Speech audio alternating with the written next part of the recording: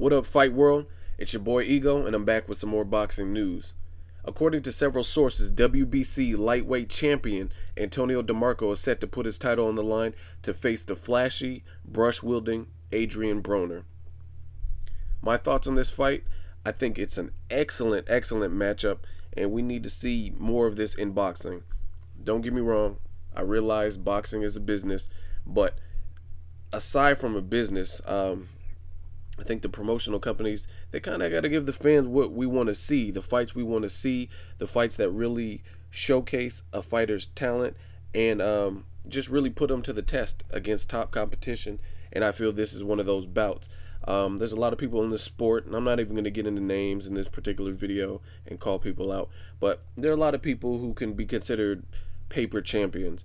And it's not even from a stance they're no good or they're bums. It's just, as a boxing fan, it's really hard to gauge, and you don't realize if they are world-class athletes or not based on the level of opposition. And I've talked about this in past videos. And as a fight fan, these are the types of fights that we need to see. Adrien Broner and Antonio Demarco, both two fighters who look good in their past 2 or 3 fights. Mike Alvarado and Brandon Bam Bam Rios. These are the types of fights people need to see. Brandon Rios, Mike Alvarado, both undefeated, both young. These are the fights that the fight fans want to see. And from a promotional side, and again, I understand it's a business, I feel if you give the fans what they want to see, then the money will come. Instead of making these other matchups where a person might have a shocking upset or whatever the situation, but he's clearly outmatched, and you pit him against someone who has a title, it just doesn't make sense. So again, I feel if you give the fight fans what they want to see, everything else falls into place. The money will come. So back to this fight, I think it's an excellent matchup. Adrien Broner has been questioned in the past as far as can he take a shot, what's his chin like, his level of opposition.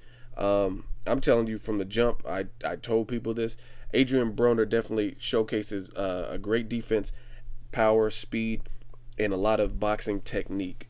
And I've said this, in the past there's been other people historically who are supposed to do big things in the world of boxing, and you could kind of see right through them that in the long run, once they met the right opponent or the right style, they would not be able to adjust. But as far as Adrien Broner, I do see him being one of the futures of boxing, and I think it's a great matchup. It really put him to the test. Antonio Demarco is definitely a tough customer, and it's great to see two fighters fight at this particular juncture of both of their careers. If you look at it, Antonio Demarco, he's on a 3-win KO streak. I believe he had 1 TKO in there, but those are his last 3 fights, all by KO or TKO, which is a great thing. Most recently, he fought John Molina, and he stopped him inside of 1 round in 55 seconds. So to immediately put your title up after a win like that and get right back in there, this is slated for November 17th. Shows tremendous heart on the part of Demarco, his team, and also Adrien Broner. He's moving up weight class to fight at 135, so that's where this fight will be held. As far as Antonio Demarco, he's definitely a tough opponent. He has some great wins. His notable fights, he also fought Edwin Valero, who appeared to be a monster. He had 27 fights. They all ended in KO. He also sparred the likes of Eric Morales, and I'm still referring to Edwin Valero. Unfortunately, he had personal demons, and his career was cut short. He's also fought the next biggest thing in boxing, who was supposed to be Jorge Linares. Manny Pacquiao, Freddie Roach, and everybody, they were backing Linares, saying he's the truth. And in a shocking upset, Demarco beat him, which was a great fight. It was definitely a good fight. But Demarco, he's no pushover. He's no bum. And as far as Adrien Broner, I think this is a good test.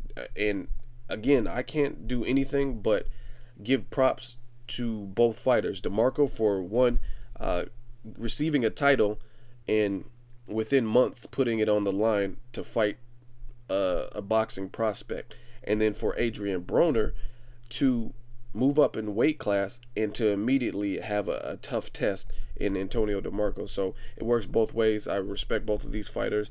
And again, the biggest thing is they both look good in recent fights. So this fight needs to happen. Same thing with Brandon Bam Bam Rios. He's moving up to 140, and he's taking on Mike Alvarado, who's fought in the 140 division. So props out to those fighters who are really pushing the envelope and trying to make the best fan fights possible. So I really like this one. Adrien Broner, he looked good against Vicente Escobedo. The only thing I will say about that is the whole weigh-in issue. I didn't really respect Adrien Broner's his decision to. It's like he didn't try to make weight. He just said fuck it and decided to carry on. I personally don't respect that. I think boxing is I don't think it is. Boxing is a business. So you have to take it like any other job. And if you have as a boxer, one of your duties is to train, prepare, and be ready for a fight. Despite not making weight, and I realize he's young and he's growing, so he might not have been able to make the weight anymore. Sometimes they say the grown man continues to grow, I think, until age 25 to 28, depending on the person. So it's possible he can no longer make weight. The problem I have is when Adrien Broner, he's flagrantly not even trying to make weight. Like you already know that you had trouble making the weight, but you're not even going to attempt to make the weight thereafter. That is not professional, in my opinion. So I didn't really respect that decision from Adrien Broner. And at the end of the day, these people are putting their bodies on the line for our pleasure, for our entertainment. So to just be that flagrant about it and obvious that you're not trying to make the weight and that you don't care, that's kind of saying that you don't care about the other person's safety. So we're supposed to have a fair fight, and if you clearly outweigh somebody and you're not even going to attempt to make the weight, it's just not a good look overall. But anyway, against Escobedo, he definitely looked good, as he should, because he outweighed him. And like I said, the biggest thing that I had a problem with was Broner's clear disregard in trying to at least attempt to make the weight. Because if you look at Brandon Rios, the HBO, they did a 2 days special on him, and he had trouble making weight in previous fights. I think 2 fights back to back. And if you watch the HBO special 2 days, Brandon Rios, it looked like he was doing everything in his power to try to make weight. It looks like he was starving himself. He looked skeletal, and he was weighing in naked, really trying to make the weight. So he wasn't able to do it, and now he's moving up in weight. But the manner in which Brandon Rios attempted to make weight and couldn't versus Adrien Broner, those aren't the same. It's not the same playing field. It's apples and oranges, really. So I really feel Brandon Rios was trying to. His skin looked like transparent. He didn't look good. He looked like he was really struggling trying to make the weight versus Broner, who seemed like he really didn't care. So as far as Adrien Broner, we all know he's flashy, he's cocky, he's arrogant, he's Mayweather-esque in his approach. My only advice to Adrien Broner is I really like him. I think he has a lot of potential. This is an ultimate test for him, probably his bigger fight. Just don't let the sport get to your head, don't let the fame get to your head, and don't get to a level where you feel invincible.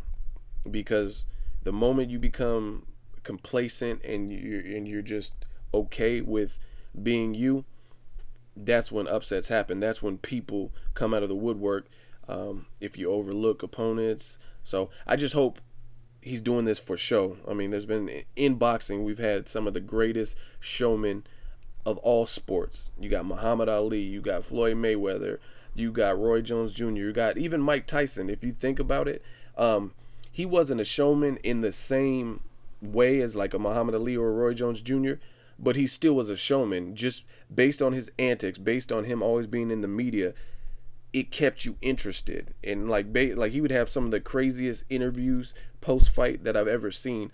There's one, you can go on YouTube and watch it right now. Mike Tyson, he had fought a guy, and they're like, "Oh, so how'd you feel in this fight, Mike?"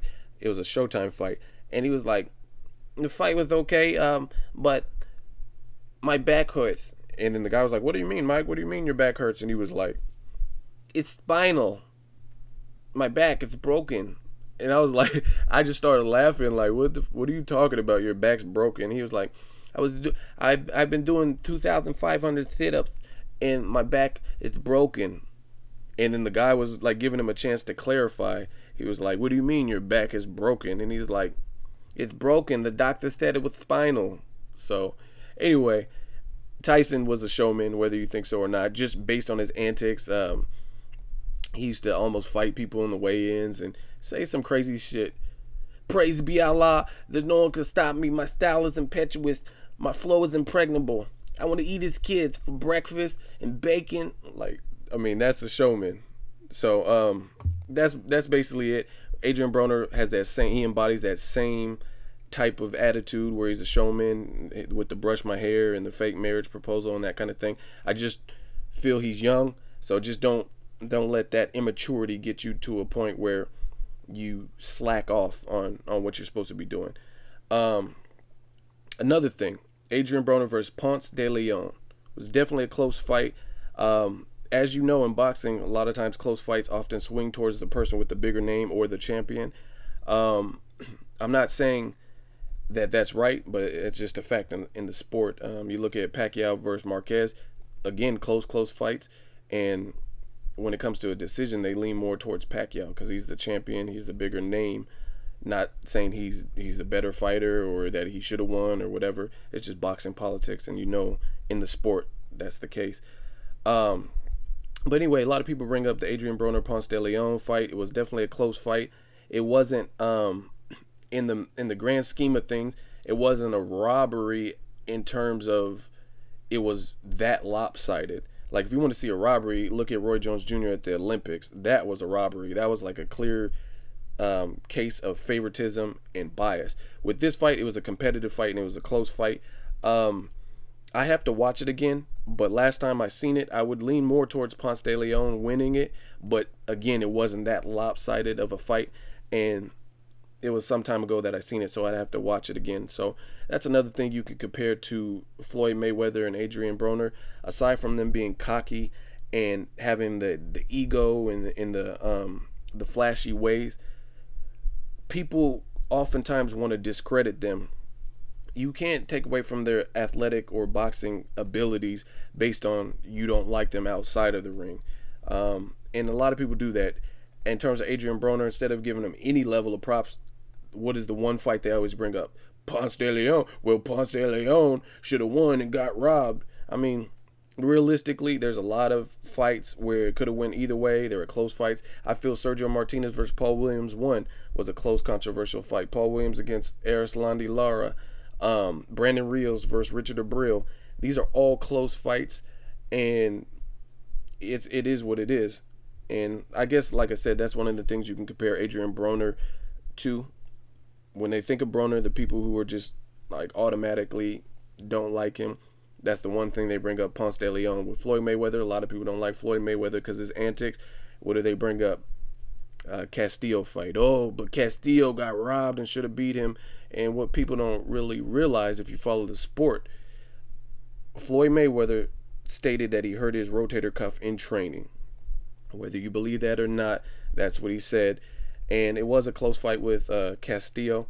But what did Floyd do? He did what a true champion does. He heard that there was controversy surrounding this fight and him being the clear and concise winner. And within 8 months, Floyd rematched him. He said he was all healed up, and he convincingly beat him. Now, in the Adrien Broner case, he didn't really rematch Ponce de Leon. I don't know. Well, that just goes to show you it's different times in the sport where fighters, they don't necessarily care about legacy and doing the right thing to end controversy. Look at Pacquiao versus Bradley. Whether you think he won or lost, it seems like you have a duty as a fighter and as a competitive person and a competitor to rematch and avenge your loss. But he chose to fight Marquez for the 4th time, and it is what it is. Last thing I want to touch on is Broner versus Robert Guerrero. I mean, truthfully, I seen some video. They were at the Chad Dawson and Andre Ward weigh-in in Oakland, and apparently Robert Guerrero had choice words to say for Broner. Broner was like, send the contract, etc. They had a Twitter beef where they're going back and forth.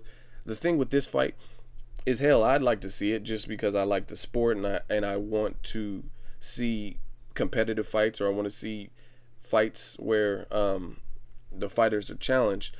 And with this fight, like I said, I had no problems with it, but the Demarco fight makes a lot more sense if you really think about it. Broner's going up from 130. If he were to fight Robert the Ghost Guerrero, Guerrero said he doesn't want to do any catch weights. He wants to fight at his most recent weight where he has a title, which is 147. So basically, Broner would have to go up 17 pounds and skip all these divisions in order to fight Robert Guerrero, pretty much giving him an advantage, because at least, and it's not even a huge advantage, because Robert Guerrero is not a full-fledged big welterweight like a Cotto fighting at welterweight or something like that. So he's only fought there once, I believe. So really, Robert Guerrero, I mean, he has some experience because he had one fight at least, but for Adrien Broner, it is more or less an entertaining thought for him to fight Robert Guerrero. But again, Antonio DeMarco makes a lot more sense. It's not drastically moving up in weight, and I feel like this will give him a lot more credit. If he could beat Antonio DeMarco, that'll give him a lot more credit than if he moved up to 147 to fight Robert Guerrero. I don't know. I mean, people will give him props for going up 17 pounds and beating someone, but then what? He's going to go back down in weight. So in the end, it doesn't really make sense. These are my thoughts, people. Let me know what you think. Subscribe, comment, hate. You know the routine. It's Ego signing out. Holla.